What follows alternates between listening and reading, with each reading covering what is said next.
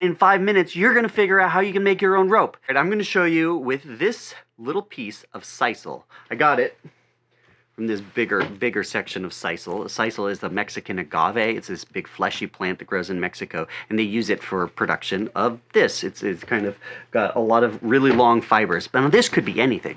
This could be wisteria vine, like I looked at yesterday, a little cord off of it. Cattails, it could be dogbane, willow bark, any long piece of fiber that you could pull off of a plant, and some plants are better than others, you can do this technique with. Now, this is just a handful of fibers that are kind of like twisted together, just in one simple twist. It's basically all the fibers and they just twisted at once.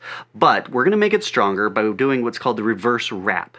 And you can now do this with anything once you figure out how to do it. It's only going to take a couple minutes, but you're going to have to try it yourself because it's really hard to just see what I'm doing and imitate it. So get out anything you have handy and practice this. So here we go. We have this piece of twine and we're going to twist it until it doubles in on itself. So we just start twisting. So this way and this way, basically opposite directions. Now watch what happens to this twine. It's gonna, pretty soon it's gonna start twisting in on itself, just like that. Isn't that crazy? That was just a natural thing. So this took me a little while to figure out. But all you're doing now is you're gonna keep that twisting going all the way down the rope, same direction. Now, I'm gonna show you a simple technique that people do with one hand, but if, for instance, I kept twisting it, and I could put it between my teeth, and I just keep twisting it, it's gonna twist up on itself, but eventually you're going to want to keep that twisting going and like wrapping around itself. But nobody does what I'm doing here because one, it looks ridiculous. You could have a vine that's poisonous. You don't want that. And so what people do is this thing called the reverse wrap. So and there's a technique to do it with one hand, and it's not like super tight with this way. So you grab it and you pinch this knot so it doesn't unwind. And then with this hand, you basically twist, pull down, and twist it up. Twist away, pull the other one back.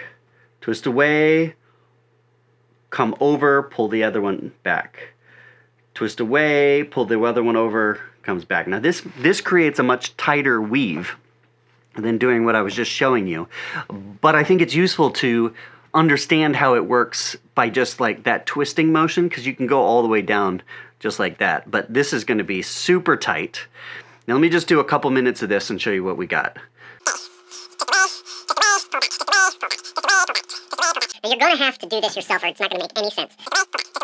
So this is what we're left with. It's this cool patterning and they're twisted together. Now it won't unwind because it's like bound in on itself. Now this is super strong.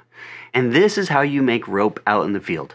And the reason I'm teaching you this is it's super handy to have strong cordage that you can wrap up a shelter with. You can make a teepee, you can make whatever you want, and you have some material to wrap it up with. Okay? Big thanks to my patrons too. And I have more on rope and cordage coming up. In fact, why don't you check out some of these if you want to see more about what I'm doing.